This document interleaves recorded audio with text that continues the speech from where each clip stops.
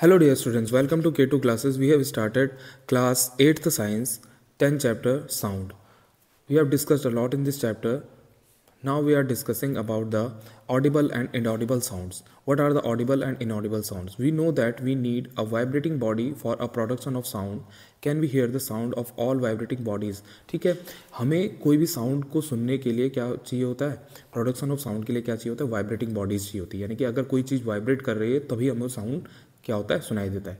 Can we hear the sound of all vibrating bodies? लेकिन क्या सारी वाइब्रेटिंग बॉडीज साउंड क्रिएट करती हैं या सारी वाइब्रेटिंग बॉडीज का साउंड हमें सुनाई देता है?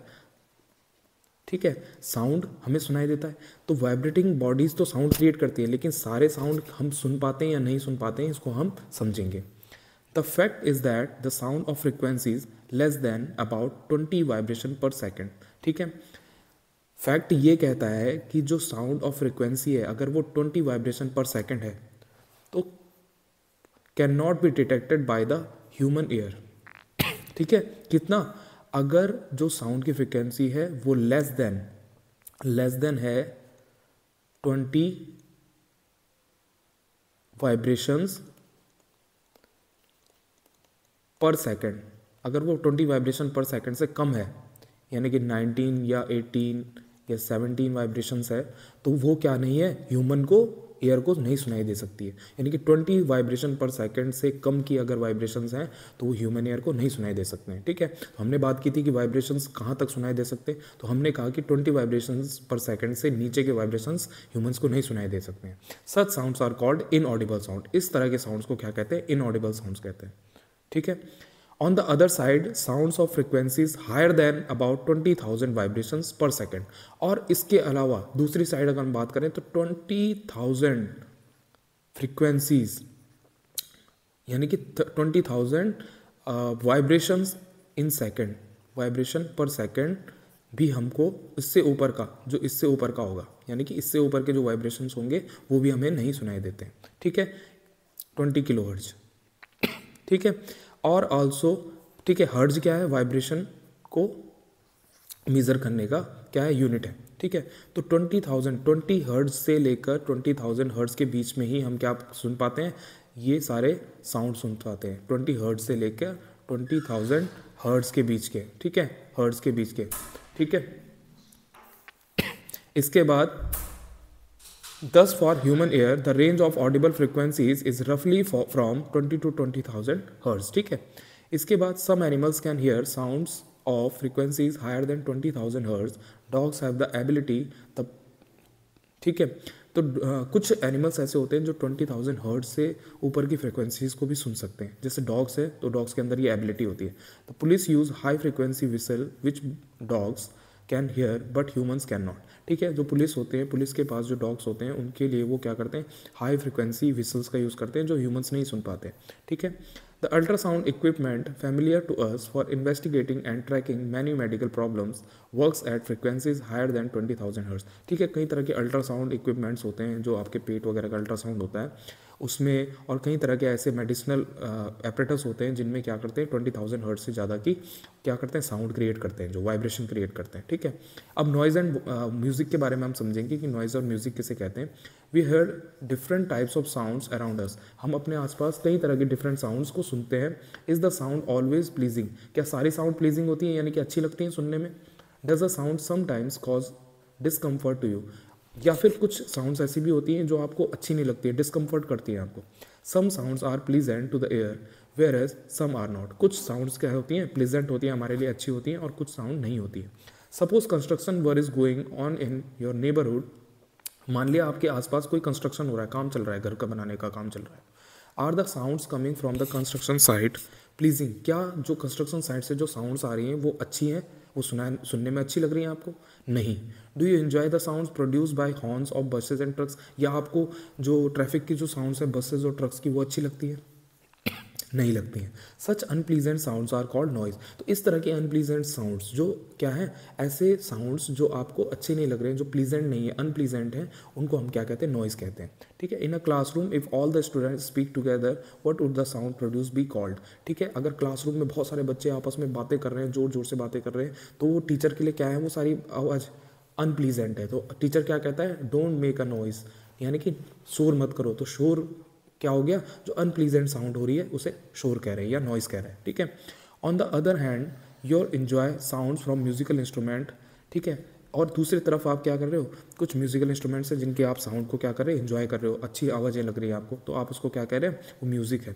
Musical sound is one on which is pleasing to the air, ठीक है। म्यूजिकल साउंड वो होती हैं जो कानों को अच्छी लगती हैं। Sound produce by a harmonium is a musical sound, ठीक है। हारमोनियम से जो साउंड निकल रही है उसे हम क्या कहेंगे, म्यूजिकल साउंड कहेंगे। या गिटार से निकल रही है, तबला से निकल रही है, ढोल से निकल रही है, ठीक है। इस तरह की आवाज़ें क्या है, वो सूदिंग है, यानी कि क्या है, प्लीजेंट है। The string of a sitar also gives out a musical sound, but if a musical sound becomes too loud would it remain melodious. लेकिन क्या होगा अगर जो म्यूजिकल इंस्ट्रूमेंट है वो भी बहुत ज़्यादा आवाज़ कर रहे हैं, बहुत ज़्यादा इतनी अनप्लीजेंट आवाज़ निकालने लग गए, यानी कि उनकी आवाज़ की जो स्ट्रेंथ है वो बहुत ज़्यादा बढ़ गई है, तो तब भी वो क्या हो जाती है, अनप्लीजेंट हो जाती है, और तब वो म्यूजिकल इंस्ट्रूमेंट भी क्या करने लग जाते हैं, नॉइज़ क्रिएट करने लग जाते हैं। अब हम बात करेंगे नॉइज़ पॉल्यूशन की, जो कि 10.8 में आपको समझा रहा है कि you already know about air pollution. आप जानते हैं एयर पॉल्यूशन के बारे में कि जब एयर में क्या हो जाते हैं, कई तरह के पार्टिकल्स ऐड हो जाते हैं और वो क्या करते हैं, पॉल्यूशन क्रिएट करते हैं, तो उसे एयर पॉल्यूशन कहते हैं।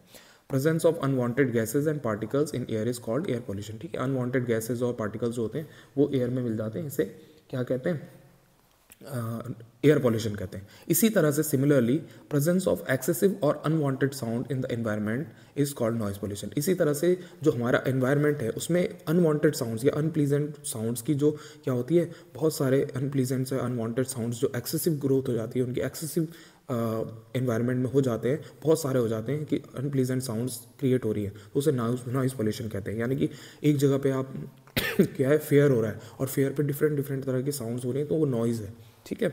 या आप ट्रैफिक जैम में फंसे हो, तो ट्रैफिक जैम में हर कोई अपना हॉर्न क्या कर रहा है, ब्लो कर रहा है, हर कोई हॉर्न बजा रहा है, तो वो भी क्या है, एक अनप्लीजेंट साउंड है जो कि बहुत सारे क्रिएट हो रही है, उसे नॉइज़ पॉल्यूशन कहेंगे।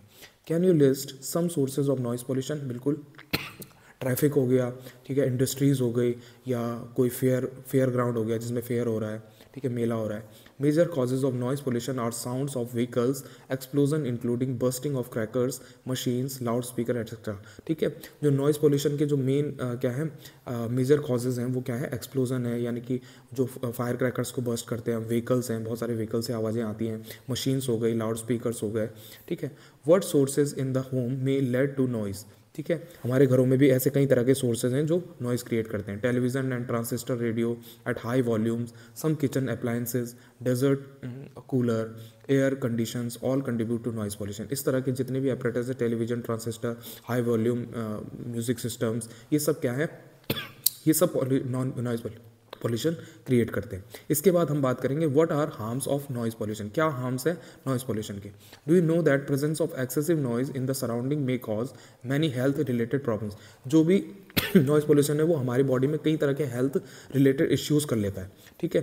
जैसे लैक ऑफ स्लीप, हमें सोने की जो समस्या होती है, नींद नहीं आती है, हाइपर टेंशन, बहुत ज़्यादा टेंशन होने लग जाती है जिसकी वजह से हमारा ब्लड प्रेशर बहुत ज़्यादा हाई हो जाता है, एनजाइटी हो जाती है, यानी कि उत्तेजना, हमेशा घबराहट होती है, ठीक है। And many more health disorder, कई तरह के हेल्थ डिसऑर्डर नॉइज पॉल्यूशन की वजह से हो जाते हैं।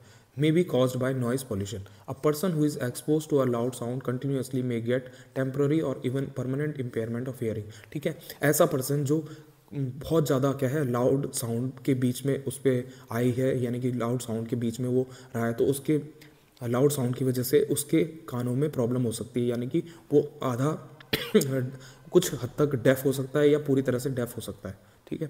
पूरी तरह से क्या हो सकता है, उस पर इम्पेयरमेंट ऑफ हियरिंग हो सकती है, सॉरी डेफ नहीं, हियरिंग हो सकती है, हियरिंग प्रॉब्लम, डेफ तो नहीं, डेफ तो गूंगा होता है, ठीक है। हियरिंग की प्रॉब्लम हो सकती है, यानी कि पूरी तरह से क्या हो सकता है, उसको हियरिंग इम्पेयरमेंट हो सकता है, पूरी तरह से सुनने में दिक्कत हो सकती है। अब measures to limit noise pollution, अब कैसे हम नॉइज पॉल्यूशन को कम कर सकते हैं उसे हम देखते हैं। To control noise we must control the sources of noise, ठीक है। अगर हमको नॉइज को कंट्रोल करना है तो हमें उसके सोर्सेज पे ध्यान देना होगा, उसको कंट्रोल करना होगा।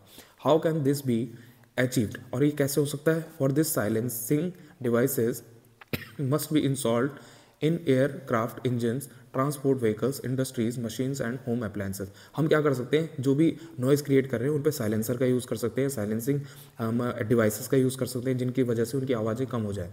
How can the noise pollution be controlled in a residential area, और नॉइज़ पॉल्यूशन रेजिडेंशियल एरिया में कैसे कम हो सकता है कि हम वहाँ पर कुछ चीज़ों का यूज़ कम कर सकते हैं, ठीक है, ज़्यादा लाउड साउंड का यूज़ कम कर सकते हैं, ठीक है, हम अपने आप में समझदार बन के उन साउंड्स का यूज़ कम कर सकते हैं, ठीक है, कम साउंड में हम उस एरिया को हम नॉइज पॉल्यूशन फ्री कर सकते हैं। All noisy operations must be conducted away from any residential area, जितने भी नॉइजी ऑपरेशंस होते हैं उनको हम कम कर सकते हैं या हटा सकते हैं उस एरिया से। Noise producing industries should be set up away from such areas, और नॉइज प्रोड्यूसिंग जो इंडस्ट्री होती है जिसमें बहुत ज़्यादा नॉइज होता है वो रेजिडेंशियल एरिया से दूर होनी चाहिए, यानी कि रहने वाले एरिया से दूर होनी चाहिए। Use of automobiles horns should be minimise, और जितना भी ऑटोमोबाइल का जो हॉर्न्स है वो कम होना चाहिए। आजकल जितनी भी गाड़ियाँ आ रही हैं उनमें ऑटोमोबाइल्स की जो गाड़ियाँ हैं, कार है, उनमें हॉर्न्स क्या होते हैं, इतनी ज़्यादा आवाज़ क्रिएट नहीं करते हैं। TV and music system should be run at low volumes, और टीवी और जो म्यूजिक सिस्टम होता है उनको कम वॉल्यूम में ही चलाना चाहिए। Trees must be planted along the roads and around building to cut down on the sound reaching the residents, ठीक है, ट्रीज़ को प्लांट कर देना चाहिए। ट्रीज़ हमने अभी भी पढ़ा था, हमने पहले पिछले चैप्टर में भी पढ़ रखा है, पिछली क्लासेस के चैप्टर में पढ़ रखा है कि फॉरेस्ट क्या करते हैं, एब्जॉर्व कर लेते हैं जितना भी साउंड है। तो फॉरेस्ट एरिया के आसपास जो होगा तो वो साउंड को एब्जॉर्व कर देगा। तो प्लांट्स हमको क्या करनी चाहिए, ज़्यादा से ज़्यादा लगाने चाहिए। दस reducing the harmful effects of noise pollution, इस तरह से हम नॉइज पोल्यूशन का हार्मफुल इफेक्ट को कम कर सकते हैं। हेयरिंग इम्पेयरमेंट क्या होता है, total hearing impairment which is rate is usually from birth itself, ठीक है, टोटली हेयर, किसी में बहुत से बच्चों में क्या होता है, बचपन से ही हेयरिंग इम्पेयरमेंट होता है। Partially disability is general the result of disease, ठीक है, पार्शियल इम्पेयरमेंट भी एक डिजीज का ही है, यानी कि डिजीज की वजह से ही होता है। इंजरी और एज, या फिर इंजरी की वजह से हो जाता है। Children with impaired hearing needs special care, जो बच्चे जिनको सुनाई देने में दिक्कत होती है उनको एक स्पेशल केयर की जरूरत होती है। हम लोगों को भी उनको समझना चाहिए कि उनको दिक्कत है, ठीक है, उनको उस तरह से ट्रीट करना चाहिए। By learning sign language such children can communicate effectively, हम क्या कर सकते हैं, हाथों के यूज़ करके साइन लैंग्वेज का यूज़ कर सकते हैं उनको कुछ बातें समझाने के लिए या उनकी बातें सुनने के लिए। Because speech develop as a direct result of the hearing, a child with the hearing loss may have defective speech also, ठीक है।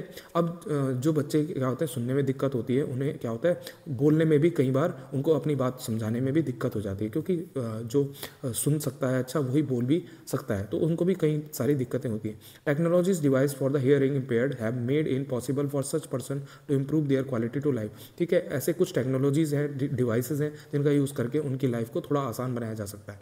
Society can do much to improve the living environment for the hearing impaired and help them live normal life, ठीक है, society भी उनके लिए बहुत अच्छे अच्छे काम कर सकती है, उनको इस तरह का फील ना करा के कि उनको कुछ डिसेबिलिटी है, इस तरह से उनको वो क्या कर सकते हैं, हेल्प कर सकते हैं, ठीक है, और सपोर्ट कर सकते हैं। इस तरह से हमने इस चैप्टर को कंप्लीट किया। नाउ इसके बाद हम क्या करेंगे, एनसीईआरटी के क्वेश्चंस करेंगे। इस वीडियो में हम इतना ही रखते हैं। Till then keep studying, keep enjoying, have a good day.